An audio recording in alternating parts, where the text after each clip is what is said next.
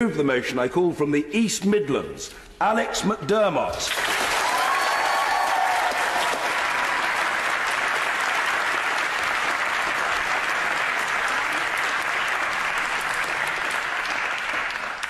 Thank you very much, Mr. Speaker. This is the single most important issue you will hear today. Votes at 16. This is it. But you've heard it all before, haven't you? This has been a UKYP national campaign for the past 2 years. It's been debated and debated and debated, and nothing has happened. There has been no change. I was born on the 20th of November 2003. Believe it or not, I might not look it, but I am 14. And between that day and this day, there have been 16 parliamentary bills, and there have been 7 democratic calls for change. Children and Young People's Unit, 2002.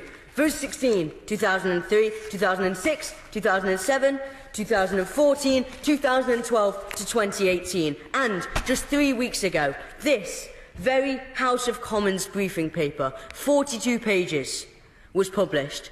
And I'm sure you've all read it in detail. And yes, like I say, you have heard it all before. And still, no change. So, I'm not going to go over old ground. I'm not going to remind you of the compelling evidence for giving us the vote of the Marcus Wagner electoral study from Austria, where, by the way, the voting age is 16, which proves the quality of young people's votes is just as good as the quality of the older voters. I won't need to revisit the idea that 16 and 17-year-olds can legally marry, fight for, and have sex with their MPs, but they can't vote for them.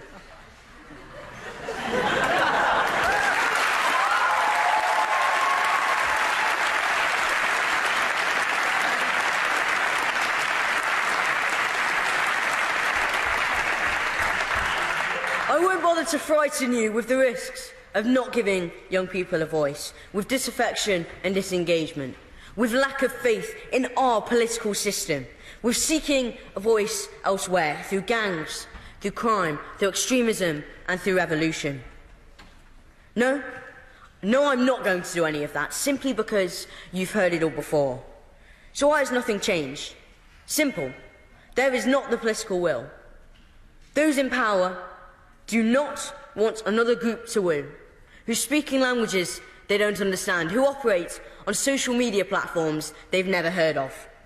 And young people like to change things, including the people who lead them.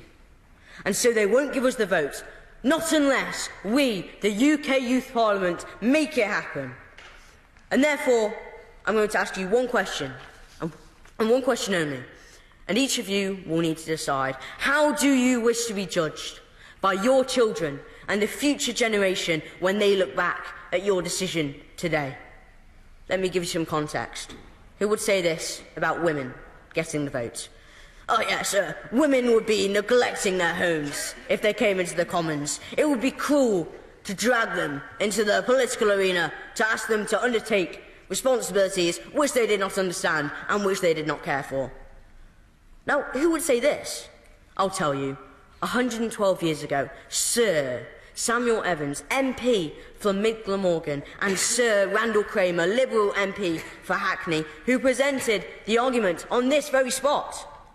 Now, how do we judge this kind of view now? Sexist, arrogant, ignorant, and prejudicial. So, we stand here at yet another crossroads in the UK's democracy. How do you wish to be judged by the future generations?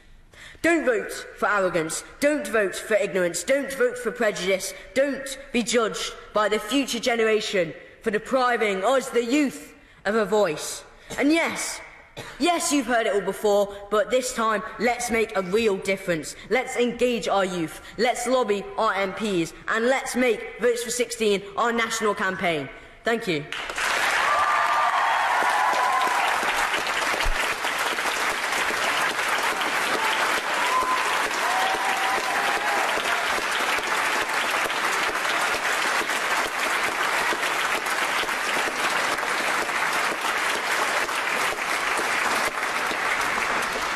In a moment, my friends, I shall call the speaker for the opposition to this motion, and I invite you to give that person an equally warm and acclamatory reception. But I do just want to say this.